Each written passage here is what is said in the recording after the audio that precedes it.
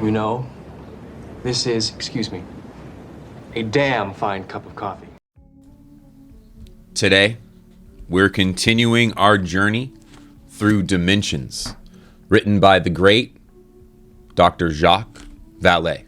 If you've been with me through our journey, we've looked at the parallels between modern day UFO encounters, the kind of stuff we read about in Strange Encounters from Time and Space.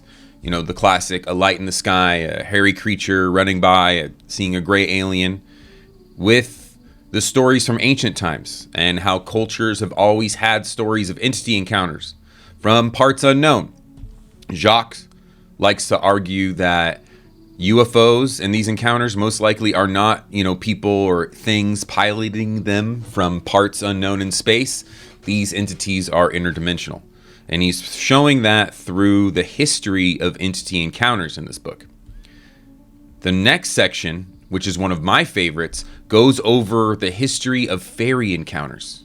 I'm talking encounters straight out of fantasy that have been happening since time immemorial.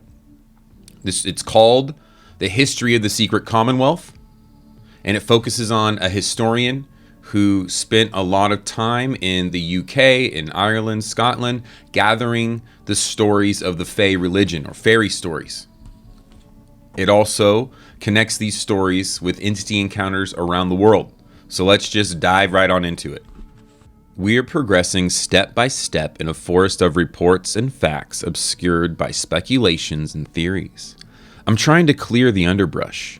In the previous 2 chapters, order has begun to emerge. It is reassuring to find that the phenomenon follows certain laws, however bizarre, and that it has puzzled our ancestors as much as it challenges us. It would be a grave mistake to believe that we, in the late 20th century, are the first people smart enough to recognize that the phenomena is worthy of investigation and obeys certain fixed patterns. I have devoted considerable time to collecting, studying, and reconstructing the detailed accounts that were available to serious researchers of the previous centuries and retracing their steps. That they were scholars in theology and natural philosophy rather than people trained in science does not bother me. They applied the same principles. They started from stories that were reported to them. They visited the witnesses to form a personal opinion about the report, and when they were safely home in the peace of their monastery or study, they compared the observation to those they have already gathered. They have pulled ancient books from dusty shelves, just as I have. They have opened Celis alongside Paraclesis and Weir to seek the guidance of those who preceded them. It would have been as easy for them to jump to premature conclusions as it is for us to declare that UFOs are extraterrestrial visitors. They could have claimed that creatures came from the moon or were the denizens of hell. Remarkably, they kept an open mind, and they transmitted to us a surprisingly clear and fresh statement of the things seen in the sky and on the land for centuries. Accounts that read like modern UFO reports and alien abductions. One of these researchers, Reverend Kirk, who lived in Scotland in the late 17th century, has even left us a list of 16 concise, precise conclusions about the form of intelligence that controls the phenomena and the organization of the entities themselves. He calls that organization the Secret Commonwealth. Let's get to our first sighting, the ghost and the teletype. The teletype message arrived in Dayton, Ohio on September 9th, 1966, through military channels. The full text, about 4 pages long, was quite unintelligible, without the knowledge of the Air Force procedure for the transmission of UFO reports. This particular message had originated at Kelly Air Force Base, Texas, and was addressed to the Air Force Systems Command Headquarters, U.S. Air Force, and the Secretary. It bore the headline, Unclassified Routine, and in the title, Report is submitted in the accordance with AFR 200-2. Kelly Air Force Base was sending something very close to a ghost story. The report made reference to two separate incidents occurring respectively on August 6th and September 3rd, 1966, in a small Texas town. The author of the report was a father of 4 children. We shall call him Robert. His house was located in a fairly isolated spot, and he had never discussed the incidents with his neighbors. On August 6th, the 3 youngest children, ages 6 to 9, noticed a dark object shaped like an upside-down cup. Although it was afternoon, the children had not seen the object arrive. These details naturally were not given during the investigation. It was dark, without color and without lights. Then a square yellow light appeared like a door opening, and a small creature was seen in the square of light. The entity, 3 to 4 feet tall, was dressed in black clothing that reflected a yellow or gold color. The observation lasted several minutes. Then the door closed. A low humming sound became audible, and the object took off toward the northeast, rising sharply, but at an unexceptional speed. At no time did the object touch the ground. It hovered at a height of about 15 feet near a tree, which was found undamaged about 35 feet from the house. The second sighting took place on September 3rd. Most of the family had gone away, but the oldest daughter had remained in the house with a friend. They were watching television in the afternoon when the set quote-unquote snowed, then went out. The house was lit up with an eerie red and yellow light which appeared to be circling or twirling. They looked outside and saw an object hovering in the same position, by the same tree, as in the first sighting. Its shape, again, was that of an upside-down cup, with a flat disc beneath like a saucer. It was covered with light and departed shortly afterwards. No sign of life was apparent inside or outside the craft. 2 days later, Robert was propped up in bed. Through his door and across the hall, he could see a dark doorway leading to his son's bedroom. All of a sudden, he saw a small person, 3.5 to 4 feet tall, dressed in white, tight-fitting clothes, enter the dark bedroom. He assumed it was his small daughter going in to talk to her mother, who was in the room with his sons. About 10 minutes later, he saw something like a bar of light, which appeared to crumble.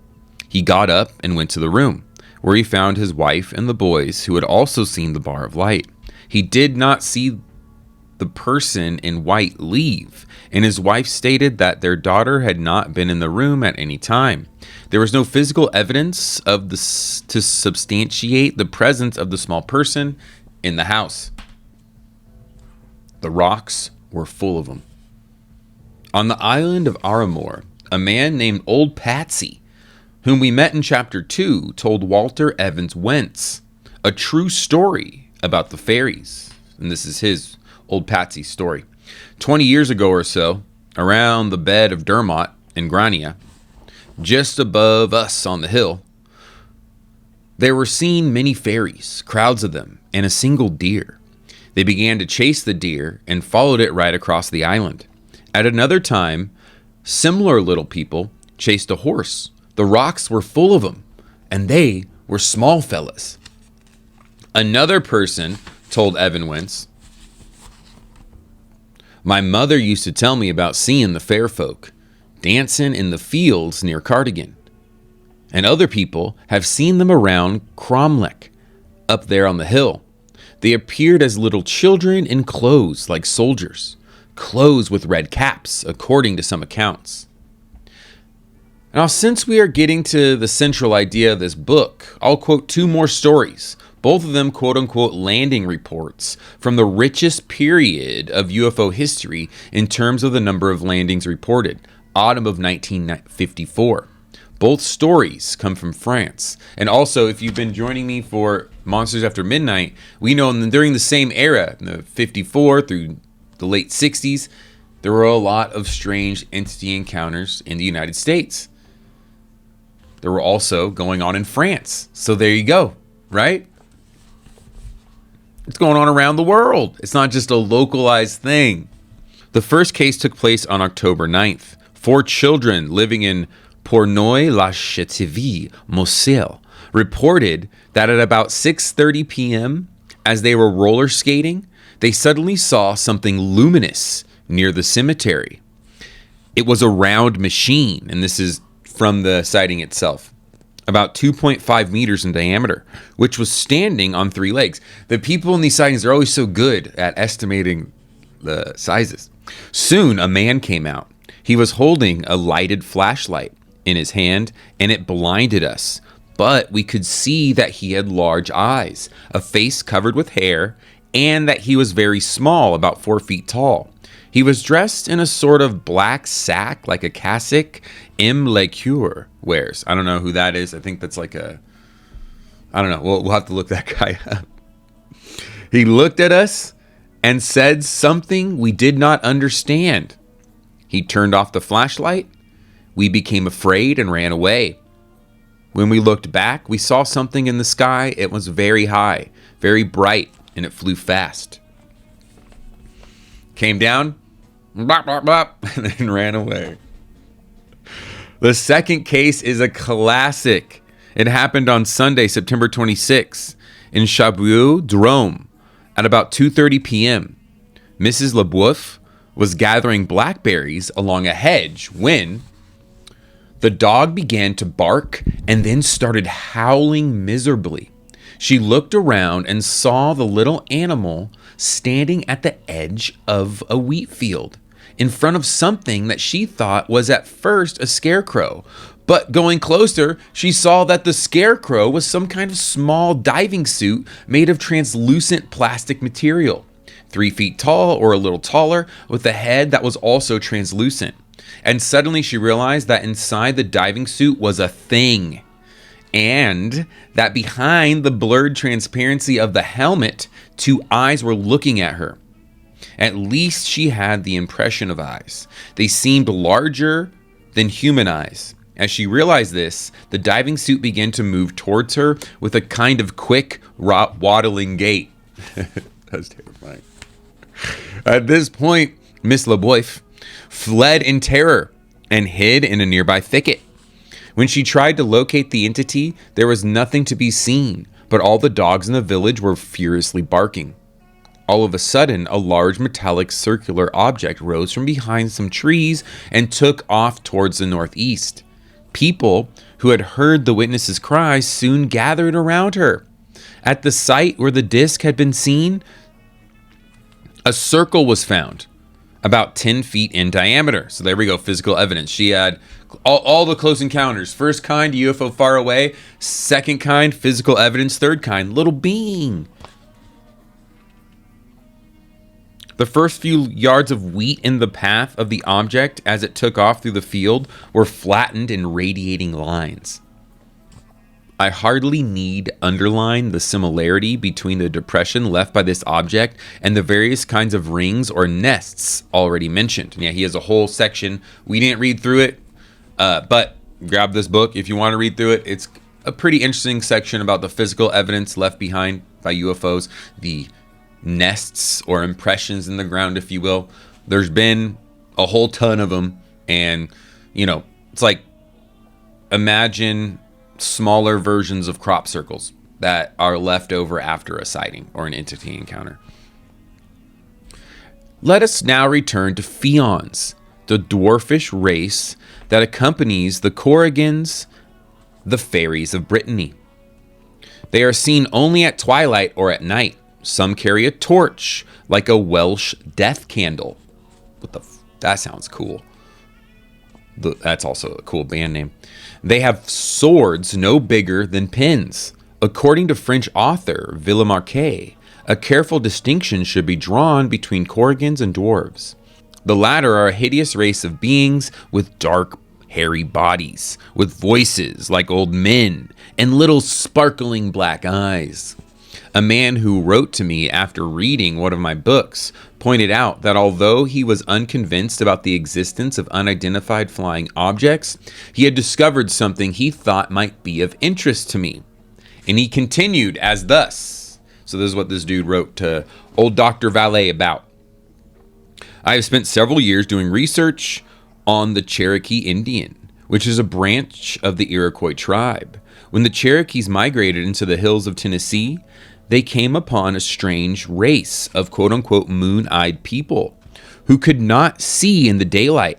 The Cherokees, being unable to understand these quote-unquote wretches, expelled them. Barton in 1797 states, these people were a strange race, far advanced and living in houses. Haywood, 26 years later, states, the invading Cherokees found the people near the head of the Little Tennessee, with forts extending down as far as Chickamauga Creek. He gives the location of 3 of these forts. Confirmation of my correspondence report is found in Robert Silverberg's excellent book, Mound Builders of Ancient America, The Archaeology of a Myth. That's a book I really want to pick up and read on here. It's like, I feel like that's some knowledge we need. Those who assume that modern UFO sightings must be the result of alien experiments of a quote-unquote scientific or even super scientific nature conducted by a race of space travelers may be the victims of their ignorance of the old folklore.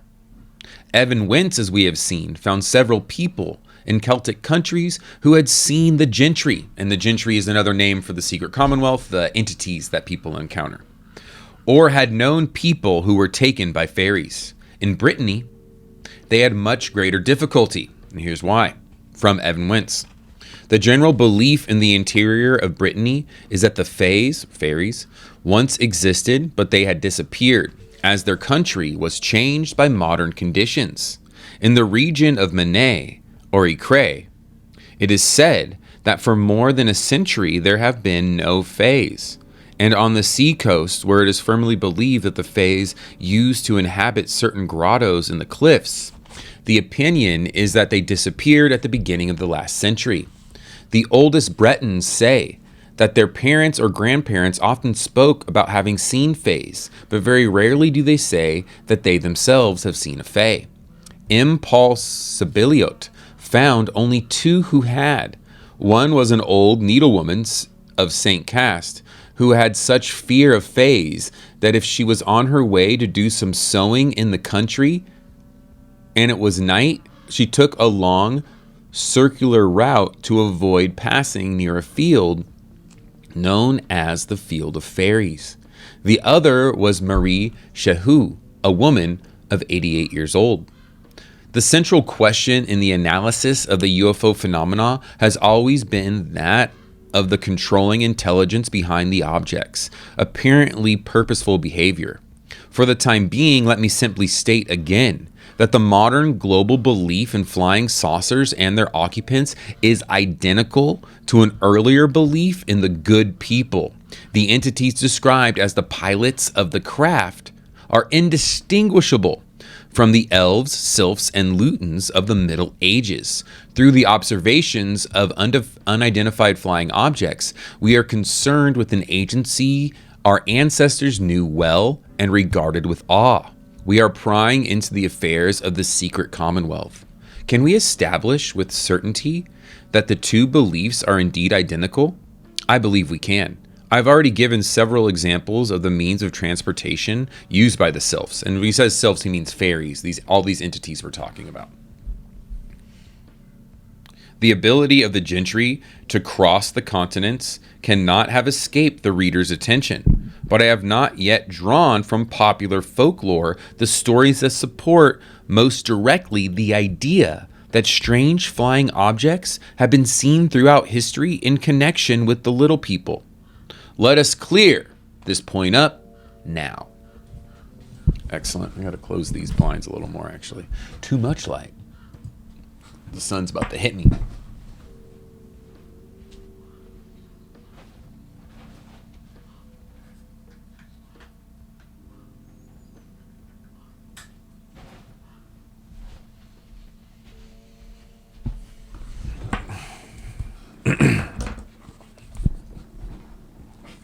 The aerial races.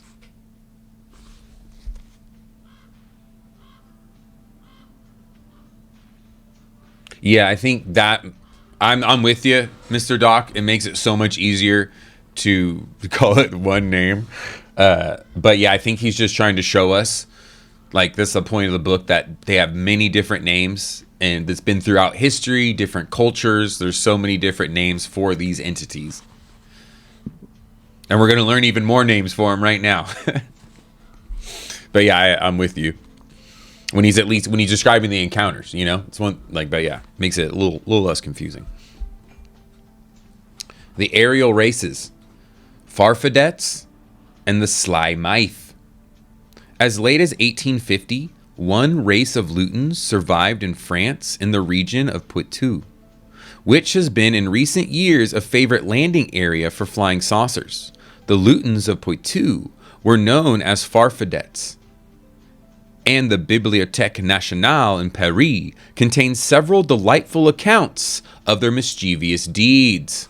What were the main characteristics of the Fadets and Farfadets? They were little men, very dark and hairy. All day long, they lived in caves, and at night, they liked to get close to the farms. The literature reports that their favorite pastime was to play tricks on terrified witnesses. The dwellings were located with some precision. C. Bouchard, for instance, has reported in a lecture that Farfadets lived for a long time at La Boiladère, near Treves de Severs, in underground tunnels. At La Boissière, the inhabitants described the Fadets as hairy dwarfs who played all sorts of pranks. One night in the 1850s, near the shore of the Egré River, a group of women talked outside until about midnight. As they were returning to the village, they had just crossed a bridge when they heard a terrible noise and saw something that froze their blood. Some object, which, for lack of a better term, they called a chariot with whining wheels, was speeding up the hill with marvelous velocity. It was pulled by the Farfadets. The terrified women hung together as they saw the apparition. One of them, although half dead with fear, made the sign of the cross. The strange chariot leapt up over the vineyard and was lost to the night. The women hurried home and told the story to their husbands, who decided to investigate. They bravely went to the spot as soon as the sun was up. Of course, there was nothing left to be seen. We have already been told of the traveling habits of the good people.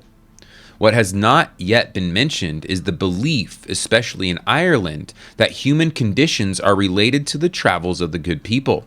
Evan Wentz says that according to John Glynn, town clerk of Tuam, during 1846 through 47, the potato crop in Ireland was a failure and very much suffering resulted. At the time, the country people in these parts attributed the famine to disturbed conditions in the fairy world. Old Teddy Stead once told me about the conditions then prevailing. Sure, we couldn't be any other way. And I saw the good people, and hundreds besides me saw them, fighting in the sky over Knockmag, and on towards Galloway. And I heard others say that they saw them fighting too. According to another popular Irish belief, the elves have two great feasts each year. The first one takes place at the beginning of spring, when the hero O'Donoghue, who used to reign over the earth, rises through the sky on a white horse surrounded by a brilliant company of elves. Lucky is he, indeed, the Irish man who sees him rise from the depths of Lake Killarney. In another part of Europe, in January 1537, the people of Franconia, between Papenburp and the forest of Thurgonia, saw a star of marvelous size. It came lower and lower and appeared as a large white circle from which whirlwinds and patches of fire came forth. Falling to the earth, the pieces of fire melted spearheads and ironwork without causing harm to human beings or their houses. The favorite abode of the gentry, however, was not always an aerial one. Many tales related by the students of folklore, as in the modern literature of UFOs, the strange beings often come from the sea. Thus, Evan Wentz learned. There is an invisible island between Insemery and the coast opposite of Grange, on which part of the gentry is supposed to reside. When it is visible, it is only visible for a short time. In the legends of Europe, it is between the 8th and 10th centuries that celestial prodigies were most often visible. But the books on magic and demonology associate supernatural beings with celestial signs. A strange category of devils called Friday demons is thus described in the magical works of Henry Cornell Agrippa. These devils are of medium height, rather handsome. Their arrival is preceded by a brilliant star. According to the Western Kabbalists, the sylphs flew through the air with the speed of lightning, riding a peculiar cloud. It is noteworthy, too, that in France, some fairies are supposed to bear a luminous stone, an object that is often part of the equipment of flying saucer occupants. Many a quote-unquote little man has a light on either a belt, his chest, or helmet.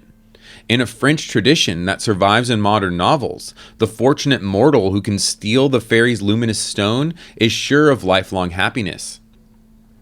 Let us follow the strange beings across the world now, to Mexico, where an American anthropologist, Brian Strauss, reports that the Tetzal Indians have a strange legend of their own. One night, Strauss and his Indian assistant discussed these legends of the Icals, little dark beings, after seeing a strange light wandering about in the Mexican sky. The Icals are 3 foot tall, hairy, dark humanoids, whom the natives encounter frequently. As Strauss learned, and this is straight from Strauss, about 20 years ago or less, there were many sightings of this creature or creatures, and several people apparently tried to fight it with machetes.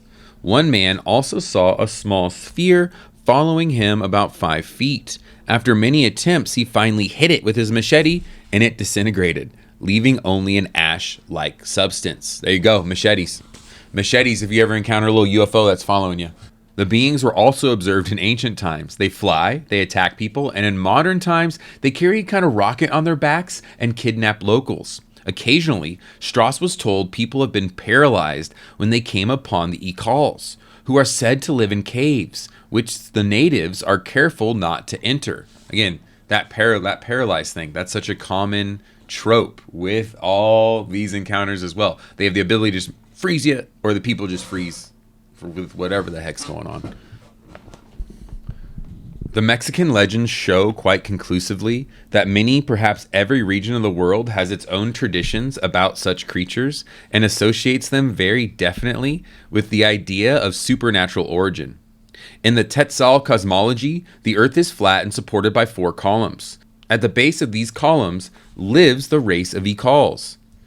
And Creighton points out that their darkness is due, so runs the theory, to being scorched by the sun when it passes close to them every night as it travels through the underworld.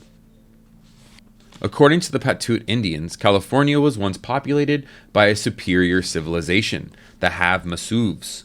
Among other interesting devices, they used quote-unquote flying canoes, which were silvery and had wings. They flew in a manner of eagles and made a whirring noise. Again, the whirring noise. They were also using a very strange weapon, a small tube that could be held in one hand and would stun their enemies. Again, a stun gun, producing lasting paralysis and a feeling similar to a shower of cactus needles. How could a primitive tribes better describe the same phenomenon reported in our own time by people like Maurice Massé? It is interesting to gather such tales in America. In Europe, the archives of the Roman Catholic Church are full of such incidents, and it cannot be doubted that many accusations of witchcraft stem from the belief in strange beings who could fly through the air and approached humans at dusk or at night. Occasionally, these quote-unquote demons were seen in full daylight by many people. And in this context, I am not referring to the vague confessions obtained under torture from poor men and women who fell into the clutches of the Inquisition. Although this material would be quite worthy of a parallel study. And we have that. The Encyclopedia of Witchcraft is basically, and Demonology, is basically just the first study of the Inquisition and all the confessions. They were all mostly obtained under torture, but when you read them, it reads a lot like the encounters that we read. I like to read this book around Halloween, so join me then. It's a good one. I am quoting official records of the time, gathered and witnessed by clerics and policemen, of which the following is typical. Now get ready for my favorite medieval demon sighting. In the early 17th century, the Cathedral at Quimper-Courtine, France, had on its roof a pyramid covered with lead. On February 1st, 1620, between 7 and 8 p.m., thunder fell on that pyramid. It caught fire, exploded, and fell down with a stupendous noise. People rushed to the cathedral from all parts of the town and saw in the midst of the lightning and smoke a demon of green color with a long green tail, doing his best to keep the fire going. This account, which was published in Paris and supplemented by a complete version printed in René's. This latter version adds that the demon was clearly seen by all inside the fire, sometimes green, sometimes blue, sometimes yellow. What were the authorities to do? They threw into the roaring fire a quantity of blessed objects, close to 150 buckets of water and 45 carloads of manure, to no avail. The demon was still there, and the fire kept burning. Something drastic had to be done. A consecrated host was placed inside a loaf of bread. It's like a blessed object inside a loaf of bread, and thrown into the flames. Then blessed water was mixed with milk and given by a nurse of above reproach conduct and spread over the demon and the burning pyramid. This the visitor could not stand. He whistled in a most horrible fashion and flew away. Woo! The milk and the blessed nurse was just too much for the demon.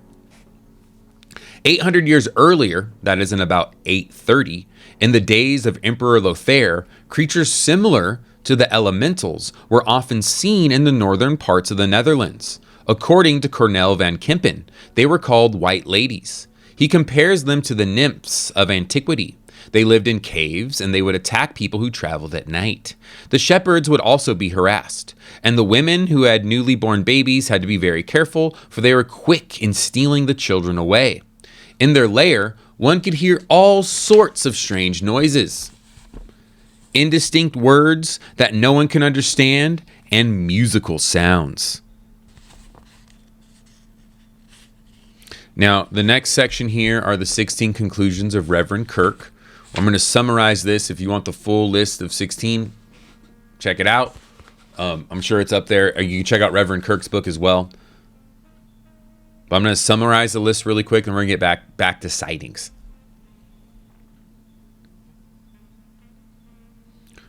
The main push of this is that these entities are not men. They're not angels or completely other dimensional beings. There's something in the middle. They're not ghosts. They're not spirits. They have a physical body, but they're still in the middle of that, of us and the other, paranormal, whatever dimension, consciousness, whatever you want to call it. They're in the middle. And they're a lot like us in many ways, but they're not like us in other ways. That's basically the whole list.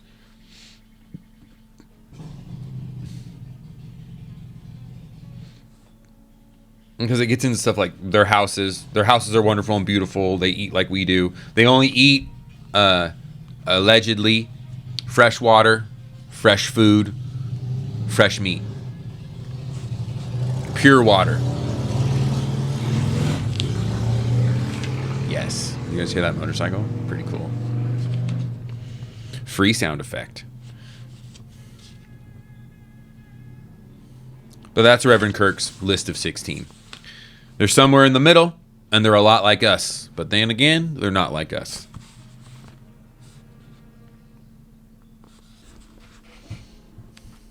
And now,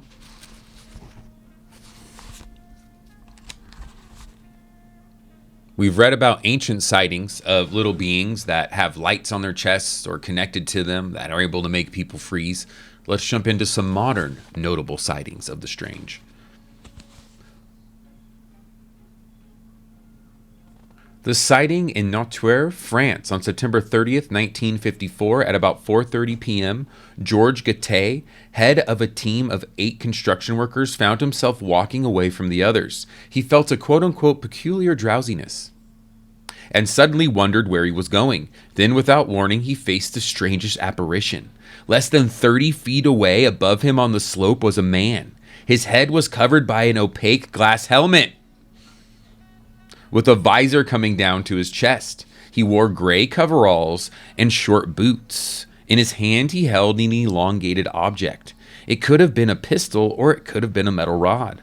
On his chest was a light projector. The strange man was standing in front of a large shining dome, which floated about 3 feet above the ground. Above the cupola of the machine were objects like rotating wings or blades. And then, straight from the sighting, suddenly the strange man vanished, and I couldn't explain how he did, since he did not disappear from my field of vision by walking away, but vanished like an image one erases suddenly. Then I heard a strong whistling sound, which drowned the noise of our excavators. The saucer rose by successive jerks in a vertical direction, and then it too was erased in a sort of blue haze as if by miracle. G'day tried to run, but he found himself helplessly nailed to the spot. He was thus paralyzed during the whole observation. So were his 7 coworkers, and a unique case of collective psychological reaction. None of them had previously believed in the reality of the so-called saucers. As soon as he was able to move again, G'day rushed back to his men and cried, "Have you seen something?" Mr. Barrios told him, "Yes, a flying saucer." And the man who was the driver of the excavator, Mr. Labovnik, added, "There was a man dressed like a diver in front of it." 4 others, Messrs. Chatet, Villeneuve, Roger, and Amorat, a truck driver, confirmed the details of the sighting. It must be pointed out that the incident took place in a remote rural region at the time of the wave of French reports was just beginning. But Catay, who fought during the war with the resistance and was wounded in Luxembourg, stated that he was not used to flights of fancy. Following the incident, he suffered from insomnia, strong headaches, and a loss of appetite for a week. Ironically, the 8 men are still not convinced the flying saucers were alien. They feel sure that they are a secret development by a terrestrial nation, probably France. In Jalapa, Mexico, in early September 1965, a hovering object was seen with luminous slits in its circumference and a black-clad being with eyes gleaming like cat's eyes holding a shiny metal rod. The entity vanished suddenly while under observation in a Jalapa street by a local reporter, 2 taxi drivers, and a bullfighter. That's a cast of characters. In the Caricino, Brazil case of July 26, 1965, 5 dwarfs dressed in dark uniforms and small boots were seen. We are told that one of them had in his right hand a brilliantly luminous object like a wand. Frogmen had wands. There was a sudden flash of lightning at about 1:45 p.m. on January 28, 1967, on Studham Common near Whipsnade Park Zoo. An isolated spot in the Chiltern Hills in England. Rain was falling and the atmosphere was heavy, reports English researcher R.H.B. Winder, who investigated the case for the Flying Saucer Review. 7 boys were on their way to school in the vicinity of the Dell, a shallow valley and an ideal spot for playing hide and seek. Alex Butler, age 10, was looking south over the Dell when he saw clearly in the open a little blue man with a tall hat and a beard. Alex called his friend and they ran toward the figure. They were about 20 yards away when it disappeared in a puff of smoke. The boys were very much surprised, naturally, but nothing in the attitude of the strange figure had inspired fear or suggested a threat. So they kept looking for the quote-unquote little blue man and saw him again on the opposite side of the bushes from where he was first standing. They went towards him and he vanished once more, reappearing at the bottom of the dell. This time they heard voices in the nearby bushes and became slightly afraid. The voices reminded them of foreign-sounding babble, just like the encounter that you shared, that our viewer shared. A language that they didn't understand, right? Another language. Foreign babble. Finally, they saw the man a 4th time before they were summoned to school by a whistle. Their teacher, Mrs. Newcomb, noticed how excited they were, and in spite of their warnings that she would never believe them, immediately separated them and made each of the 7 boys write down their experience in their own words. The essays were gathered into a book called The Little Blue Man of Studham Common, which, notes Winder, makes fascinating reading and no doubt will occupy an honored place in the archives of the Studham Village Primary School. I know, very cool. Investigation disclosed a number of local sightings, among them 2 landings in the vicinity of the spot within a few months of the January sighting. Naturally, the investigators were most interested in hearing the boys themselves give details on the appearance of the creature. Winder reports, they estimate the little man to be 3 feet tall by comparison with themselves, with an additional 2 feet accounted for by a hat or helmet best described as a tall brimless bowler, i.e. with a rounded top. The blue color turned out to be a dim grayish blue that glowed, tending to obscure the outline and detail.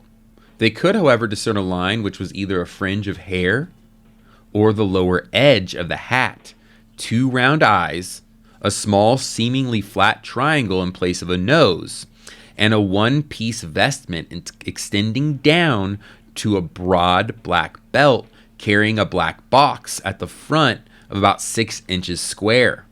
The arms appeared short and were held straight down close to the side at all times. The legs and feet were indistinct. As for the puff of smoke, it apparently was a whirling cloud of yellowish blue mist shot towards the pursuers. And that's another theme, this mist that the entity could shoot out, like Spring-Heeled Jack or the Mad Gasser. Now, all the ancient encounters we read about, they're kind of secondhand. They're not fresh.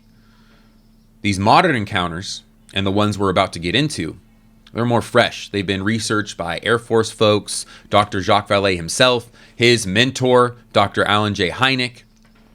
Fresh off the presses, fresh from the mouth of the people who experienced them, not just a story told through time immemorial like some folklore. This is straight up what's happening now. Folklore in the making, right? 100 years from now, it's just going to be a story. Take, for instance, the story of an Air Force colonel who was driving at night on a lonely Illinois road when he noticed a strange object flying above his car. It looked, he said, like a bird, but it was the size of a small airplane. It flapped its wings and flew away.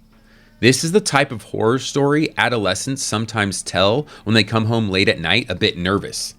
But an Air Force colonel? During November and December of 1966, West Virginia was plagued by a similar bird called the Mothman by imaginative reporters. One witness, 25-year-old Thomas Eerie, who lives in Clarksburg, met the creature at 7:15 a.m. on November 25th, 1966, in the vicinity of Point Pleasant. It was a large, gray thing that rose from a nearby field. It came up like a helicopter and veered over my car. Eerie told the American researcher John Keel, a dedicated investigator who spent many days in the area analyzing the reports. Eerie accelerated up to 75 miles per hour, but the bird was still there, casually circling the car. It appeared to be 6 feet long, with a wing spread of 8 to 10 feet. According to other witnesses, quoted by Keel, the figure had large, round, glowing red eyes. And here's your party hat. Would you like to come? You're sitting there. And there's your party hat. Now we could continue that we have our party hats on. Next up, on January 11th, 1967, Mrs. McDaniel saw the quote-unquote bird herself in broad daylight.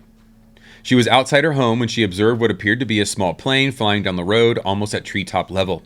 As it drew close, she realized it was a man-shaped object with wings. It swooped low over her head and circled a nearby restaurant before going out of sight.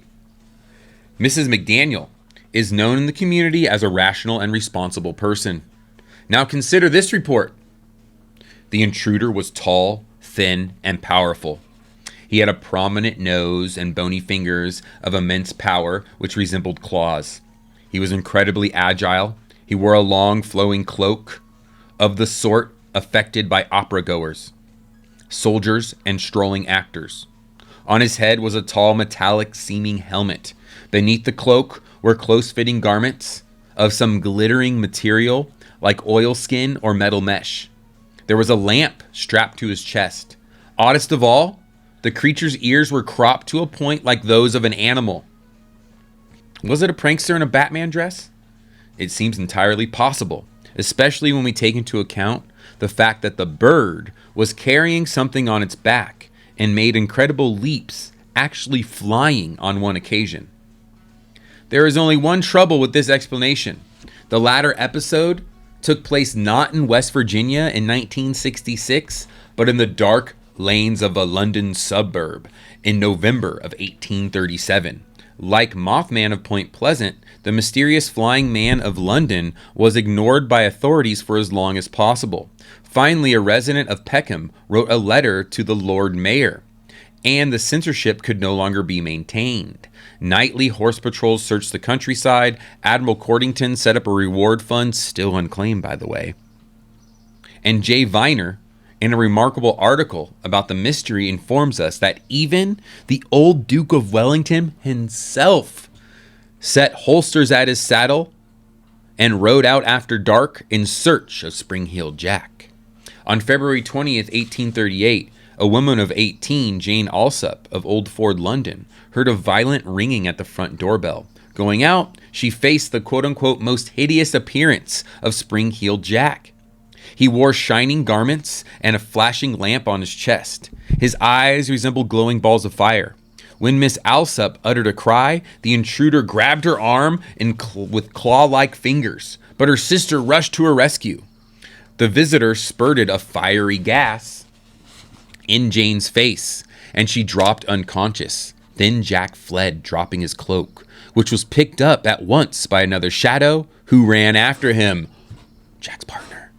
2 days earlier, though not revealed until the Old Ford incident had made headlines, a Miss Scales of Limehouse was walking through Green Dragon Alley, an alley that was dim lit beside a public house. And when she saw a tall figure lurking in the shadows, Miss Scales hesitated, waiting for her sister who had fallen behind. The sister who described the loiterer as tall, thin, and gentlemanly came up in time to see his long cloak thrown aside and a lantern flashing on the startled girl. This was no time to scream. Jack's weird blue flame spurted into his victim's face, and she dropped to the ground in a deep swoon, whereupon Jack walked away calmly. Viner suggests that Jack had a rendezvous in the Green Dragon Alley and wanted to get rid of the witnesses. A week after the Old Ford incident, he knocked on the door of Mr. Ashworth's house in Turner Street and inquired for him. The servant who opened the door screamed. Jack fled. He was never seen again, in the London neighborhood at least. Had contact been made? It is strange indeed that Viner remarks that Spring-Heeled Jack should have paid 2 visits to him within 2 days to houses less than a mile apart, whose owners were named Alsop and Ashworth, respectively. 2 of the main witnesses, as in West Virginia, were young women. With them in the 2 cases were their sisters. There seems to be a pattern here, but rather typically, it once again is an absurd one. In 1877, wearing tight garments and a shining helmet, Jack was seen again in Aldershot, Hampshire, England. On that occasion, he flew above 2 sentries who fired at him.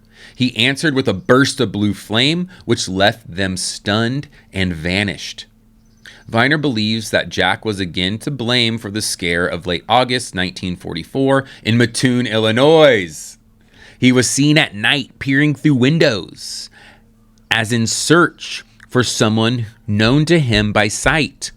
Most of the witnesses were women. Some of them reported falling unconscious after a device was pointed at them by the visitor, who left a strange, cloying smell.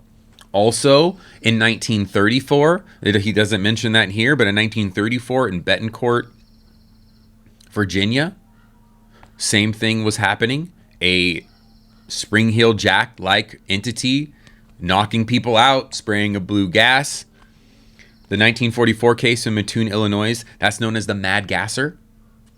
One of my favorites. Now, in the spring of 1960, Italian jeweler Salvatore Cianci was driving in Sicily near Syracuse when a small being in shining clothes, wearing a diving helmet, appeared in the beam of the headlights. It had no arms, but 2 little wings. Mr. Cianci suffered a nervous shock.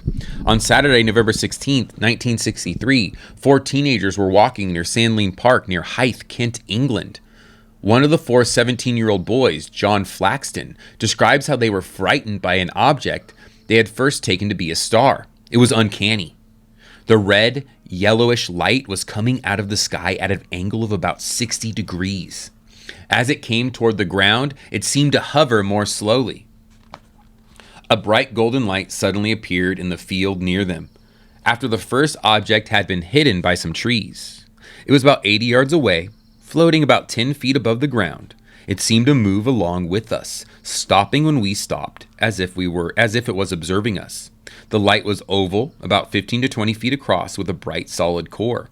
It disappeared behind the trees, and a few seconds later, a dark figure shambled out. It was all dark and about the size of a human, but without a head.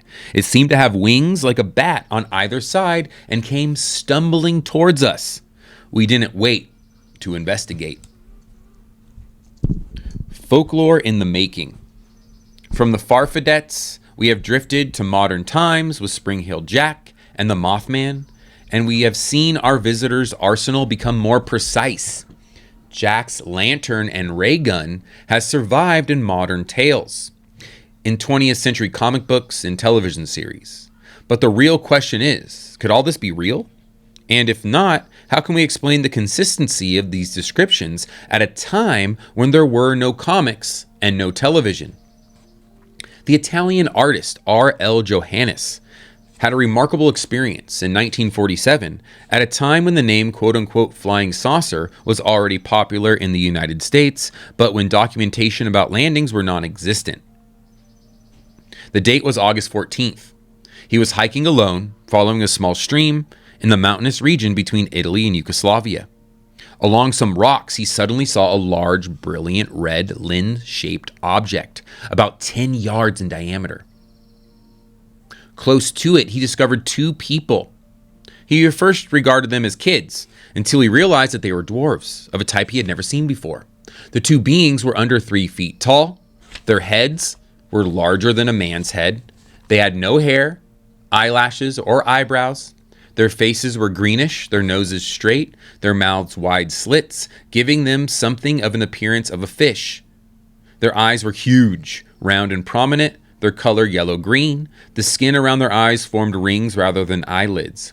As Johannes moved, one of the beings touched his belt. At once, from the center of the belt, something like a ray or a puff of vapor was emitted. Johannes experienced an electrical discharge and found himself on the ground helpless and very weak. It took all of his energy to turn his head and observe the 2 beings as they walked away.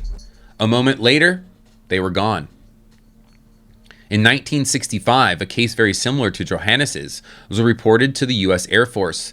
Dr. J. Allen Hynek and I tried in vain to get an active investigation of it by Project Blue Book, the U.S. Air Force's filter for UFO sightings in the late 60s. Finally, the case was leaked, at my suggestion, to a civilian group, which conducted a speedy and careful study of the testimony given by the only witness, a Mr. S. The details of the testimony are now available in an excellent book by the leaders of the civilian group, the Lorenzens, called, by the Lorenzens, the most spectacular report we have examined. The incident took place on September 4th, 1964, in the mountains of Northern California, about 8 miles from Cisco Grove. Mr. S. was hunting when he became separated from the hunting party and lost his way. Night was falling, so he lit some fires to show his position. Soon he observed a light in the sky, which he thought was a helicopter looking for him. When it stopped and hovered silently nearby, however, he realized it was an unusual object and climbed to large trees to observe it from a vantage point. The light circled the tree. He saw a flash and a dark object falling to the ground. Next, he noticed one figure crashing through the woods below him and another moving in from a slightly different direction. Both figures approached the tree and looked at him. They were a little over 5 feet tall, the witness estimates, and clothed in a silvery uniform that covered their heads. A third creature appeared later, behaving more like a mechanical being than an animal or a man. It was darker and had 2 reddish-orange eyes. It had no mouth, but rather a slit-like opening that would drop open like an oven door, like... The rest of the time, Mr. S was conscious, the entities used a variety of means to get him to fall from the tree.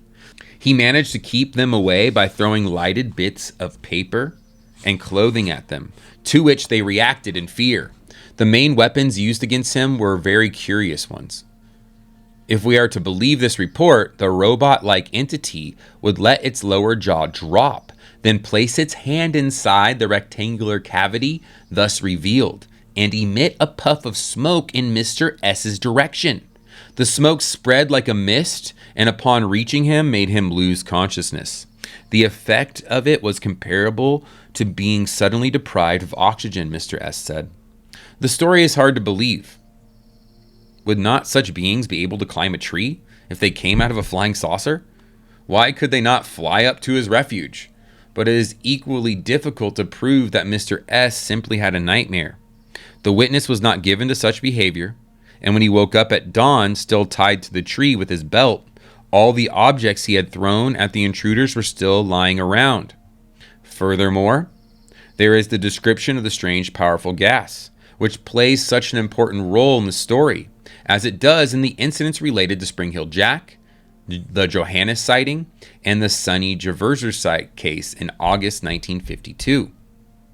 According to Captain Ruplett's report of his investigations in Florida, Javergers, a scoutmaster, found himself breathing the same peculiar gas when he entered a wood to investigate a strange light and faced, he said, a horrible being who looked at him from the turret of a flying machine unlike he had ever seen. He froze where he stood and noticed a small ball of red fire begin to drift towards him. As it floated down, it expanded into a cloud of red mist. He dropped his light and machete and put his arms over his face. As the mist enveloped him, he passed out. This is confirmed by the unpublished memorandum written by Ruplett on September 12, 1952. Upon his return from West Palm Beach, Captain Ruplett and Lieutenant R.M. Olson began their investigation on the morning of September 9th, and this is from their actual report. A conference was held with Captain Corney to determine whether or not there had been any late developments in this case that the 2 ATIC officers were not familiar with.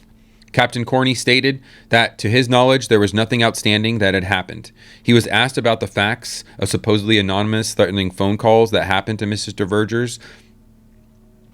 He stated that Javergers had called him approximately 2 weeks ago and stated that he had been receiving anonymous threatening telephone calls while at work in the establishment in which he is employed. The gist of the calls was telling Javergers to lay off his story and that if he didn't, he would be sorry, and several other things. Not much attention was given to this claim, however, and Ruplett continued his investigation by interviewing people who knew the scoutmaster, and especially the members of the scout group who were with him in the car when he decided to go into the woods. He gave the boys instructions to go get help if he wasn't back in 10 minutes, and started into the woods. The boys claimed that they could see his flashlight going back into the woods. From this point, the boys' stories varied to certain degrees. The first boy stated, he did not see the first light that Javergers saw. However, shortly afterwards, after Javergers had got out, made the statement about flying saucers and got back into the automobile, he looked out of the window and saw a semicircle of white lights about 3 inches in diameter going down at an angle of 45 degrees into the trees. None of the other Boy Scouts saw this. He then states that he saw Javergers go back into the woods, and the next thing that he saw was a series of red lights in the clearing. As soon as he saw the red lights, he claims that he saw Sonny stiffen up and fall. According to the 2 other boys, they both saw Javergers get out of the car and go through the woods. They could see flashlights flashing on the trees, and then he disappeared for a few seconds. At least the light disappeared. The next thing they saw was a series of red lights. They said they looked a lot like flames or skyrockets. The lights were not making any definite pattern. Some of them were going up, some of them were going down or going around and around in all directions. They just seemed to be the type to be a type of 6 or 8 red lights going in all directions. This time, they ran down the road to get help. Here we have confirmation of the red lights. The witnesses were not close enough, however, to experience the effects. But it is interesting to remark that the lights kept going around and around after the scoutmaster, according to his own account of the incident, was already unconscious. It is also interesting to note in this connection that over a century ago, Leroy de Lindsay, in his L'Avare des Legends, had this to say about elves. If a mortal being dares come near them, they open their mouth, and struck by the breath which escapes from it, the imprudent fellow dies, poisoned.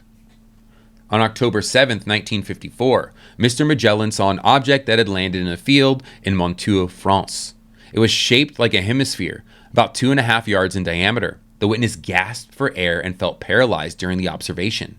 The sudden lack of air noted in the Cisco Grove case is frequently reported by witnesses of landings, as are the peculiar eyes of the small entities, reddish-orange, glowing in the dark.